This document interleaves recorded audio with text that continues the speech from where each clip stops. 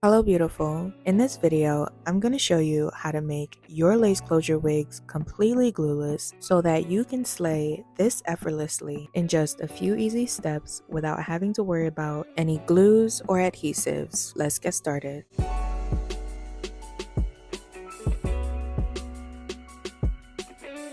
Hello beautiful. Welcome or welcome back to my channel. In this video, I'm about to show you how to make your lace closure wigs completely glueless, and I mean completely glueless, meaning no mess, no stress, no glues, no adhesives, nothing. Just a natural looking install from start to finish. And the best part, everything I'm about to show you is completely beginner friendly, reusable, and perfect for daily wear. So stick around. The closure wig I'm working with today is from Amazon.com. It is a 5x5 closure 28-inch human hair wig. I will leave the details of this hair down below in the description box for you if you want to check it out, but in my opinion, I'd suggest you skip this one. As we all know, or should know, that Amazon wigs are either a hit or miss, and this one, in my opinion, was definitely a miss. The inside of the wig is really nothing to write home about because it's completely bare. You don't get any combs with this, not even a back comb, but they do include an adjustable elastic band in the bag, which I will put on in a moment. As far as the overall quality of the hair, I'd rate it like a 5.7 out of 10. It's not horrible, but it's not great either. It is soft and it has some bounce to it, but the density is off. It's giving more 150 than 180. The strands do feel just a little bit scratchy, as if it's been mixed with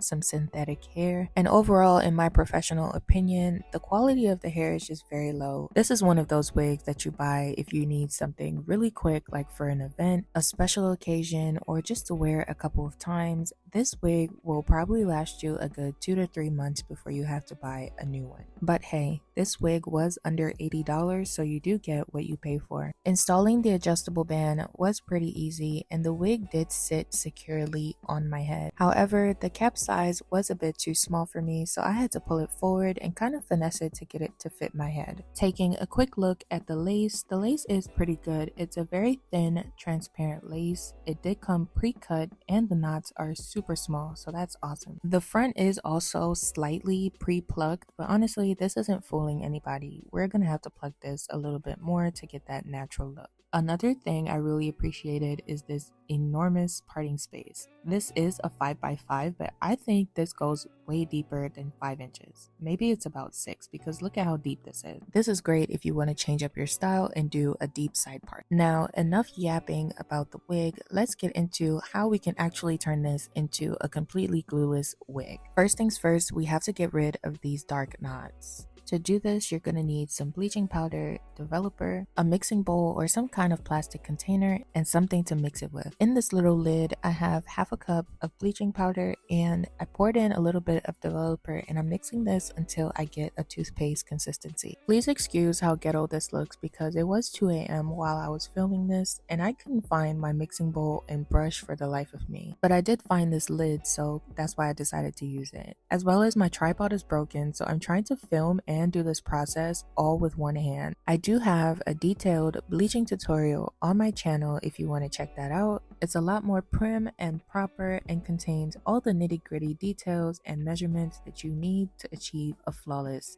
result. Now that our bleach is ready to go, grab your wig and slick back the hairs in the front with some hairspray, then dry it down fully until it's set in place so that we are sure that those hairs do not get caught in the bleach accidentally. Then go ahead and flip your wig inside out so that we have a clear view of the lace. Now we can begin applying the bleach. Take your time and work in sections. Starting from the back, go ahead and start applying your bleach and spread it out evenly all across the lace using gentle pressure. You want the bleach to sit on top of the lace on those knots instead of seeping through the roots. Spread the bleach like you're spreading melted butter on toast. No need to press too hard.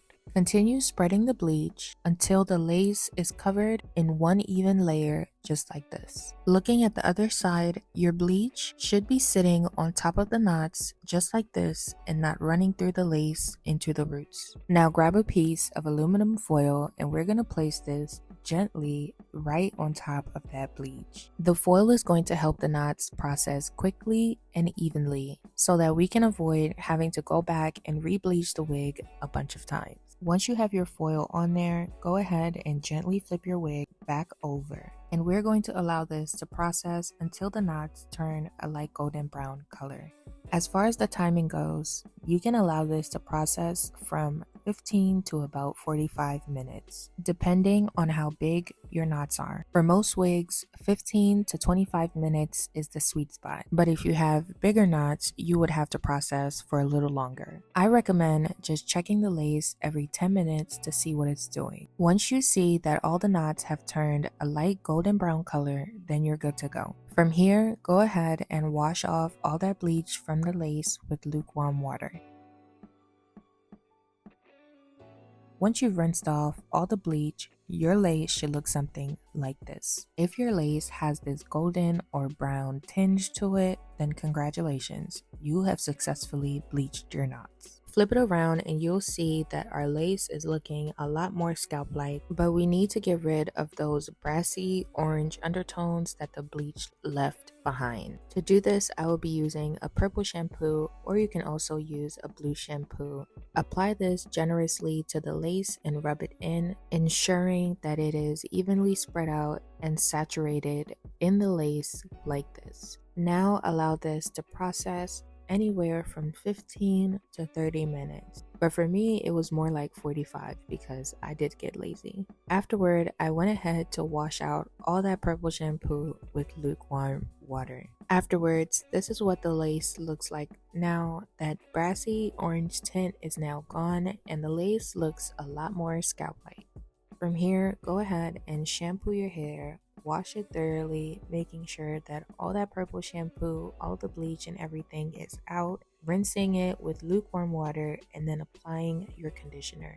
Condition your wig for about 3 to 5 minutes or 15 to 30 minutes if you want a deep condition. Wash it out with cold water and then allow it to air dry on a mannequin head. The next day, once the wig is completely dry, I am now going to lightly repluck the wig to my liking. If you're a complete beginner and aren't confident with plucking yet, I do have a detailed plucking tutorial on my channel. I will link it in the card above or in the description box below. Or you can completely skip this step if you want to, especially if your wig does come pre-plucked. This wig did come pre-plucked, but honestly it was only plucked about a centimeter and it wasn't fooling anybody. If you do buy a wig like this and you really wanted to give that natural scalp effect, I'm sorry, but you're gonna have to pluck it to a certain degree to break up that factory hairline to make it look more natural. Alternatively, you can buy a higher quality wig that has this whole process done for you already. I will drop some links in the description box below of some options from my store if you want to check those out. Now that our wig is prepped, let's start the installation process. First things first, your foundation is very important. As you can see, my hair is braided back into cornrows. If you have thick hair, braiding it down or slicking it back will make all the difference. A flat base is essential when it comes to making a wig look natural. Next, I'm tinting my lace with my foundation shade so that it will more closely match my skin tone. I then put on an HD wig cap and tinted that with foundation as well. Next, I went ahead to adjust the elastic band in the back so that the wig will fit snug and secure on my head. Adjust the wig to your liking so that it fits right for you. Tighten the adjustable band so that the wig feels secure but also comfortable. If the wig is too loose, it will slip off, and if it's too tight, it will give you a headache, literally.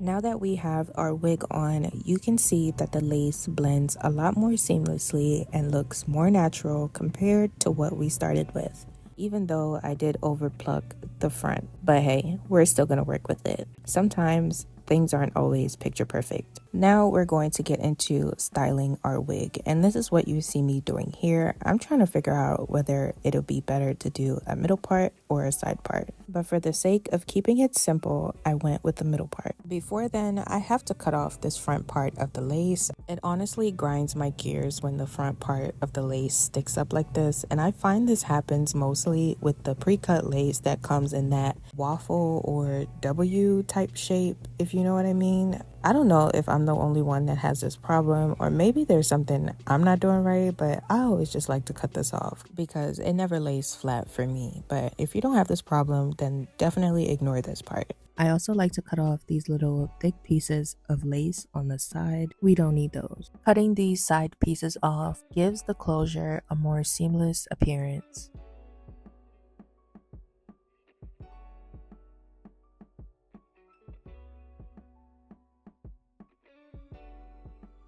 Now let's start styling. Go ahead and decide whether you want to do a middle or a side part because that is what we're going to set in place first. It doesn't have to be perfect. For now, we're just mapping out where we want our part to be. To set this part in place so that it doesn't move, I'm using my wax stick and applying this around my part and a little bit to the hairs in the front.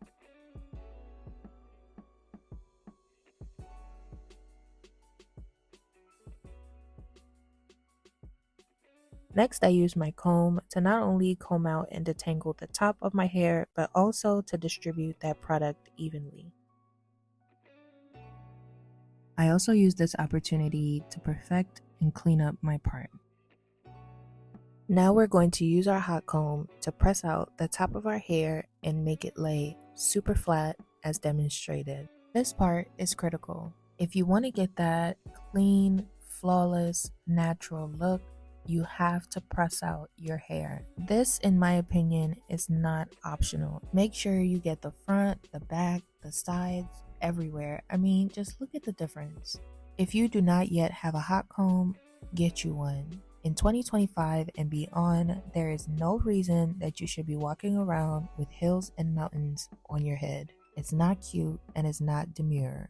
I also like to press this front part going upwards so that when I curl it, it'll fall in the way that I want it to, and I'll show you what that looks like a little later. But I'm going to go ahead and press out the top of my hair until it is to my liking. Being as careful as I can because this is obviously a hot tool. Be careful not to burn yourself, and also do not leave it in one spot for too long because it can burn the hair, especially if you have a really cheap wig like this one. Afterward, I brushed out the hair a little bit to get rid of any knots or tangles, and now we're going to get into cutting some light layers into the hair. Today I'm using this hair razor, but feel free to use scissors if that's more comfortable for you. I'm not going too crazy with the layers. I'm just cutting a little bit in the front so that it frames my face a little better, as well as add a little bit of volume and definition when we curl it, since this wig is a little bit on the thinner side. The simplest way I can explain cutting face framing layers to you is placing your razor or scissors where you want your layers to start and then cutting downward diagonally. As you saw, I started with a small section in the front and then worked my way to the back to about where my ears start. I didn't take this too far back because one, this wig is pretty thin, so I didn't want to cut it too much. This is an optional step. You do not have to do this, but if you can, definitely do it because it adds a lot of dimension and volume to your hair when you curl it. Before we apply any heat to the rest of the hair, we have to spray it with a heat protectant. I'm going in and spraying this all over because this hair is pretty thin, but if you do have thicker hair, definitely do this in sections. I then briefly brush this through, and then we are going to start sectioning off the hair to start curling. I'm doing about medium-sized sections and then clipping off the rest so that it doesn't get in our way. If you do have thicker hair, definitely do smaller sections. To get that beautiful wavy pattern that you saw in the intro, I will be using this crimping iron. I don't know if this is called a crimping iron or a waver, but this is what I'm using, guys. Using this tool is super easy. Once it's heated up, all you need to do is clamp it on to your hair, starting from the top. Hold it there for about 10 seconds, and then repeat this step while moving down the hair until you get to the end of the section. When you're done, you should be left left with this beautiful wavy pattern. Once that section is done, go ahead and repeat this until you're done with your entire head.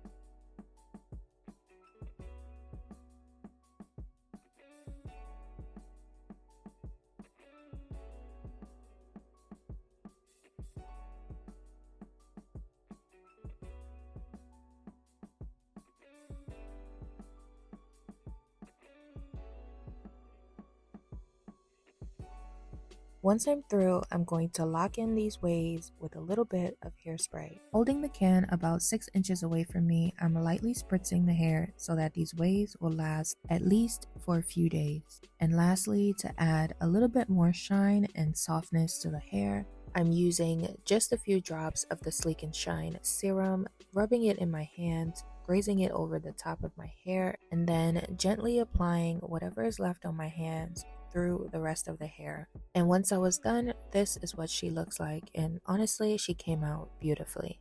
Now we're just doing a little bit of touch-ups. I'm using my concealer to clean up my part. I squeezed out just a little bit. I kind of blended out the excess inside of the cap as you saw, and then went ahead to use the applicator brush to apply the concealer directly to my part. This is going to give us that clean, sharp look, as well as help us hide those grid lines in the lace a little bit. And then I went in with my finger to buff out that line so that it's softer and not super harsh. Afterward, I briefly went in with my hot comb to kind of press out the top a little bit. I didn't like how the waves I did at the top were just sitting on top of my head, so I did flatten them out just a little bit. And then I pressed out the front a little bit more, as you saw me do in the beginning, going upwards so that we have that little arch in the front. And I do this because it just shows off a little bit more of the lace and the hairline that you've plucked, and it just gives you a more natural look instead of just having the hair lay flat on your forehead. Let's now get into how we're going to keep this glueless and get that super melted look. I pumped out a little bit of hair mousse on my finger and I'm applying it directly on that lace as you see me doing. I like to do this because it gives you that melted look while still keeping your wig movable and glueless. Once I finish applying the mousse, I'm going to hit this with my blow dryer on the cool setting and dry this down until it's almost dry. Next, go ahead and tie this down with your elastic band and let it sit for at least 10 minutes until it's completely dry. I do want to say that this trick only works with HD lace, so don't try this if you have like super hard or thick lace because it won't work. This trick only works on lace that is super thin like Swiss lace or HD transparent lace. The lace on this wig is transparent,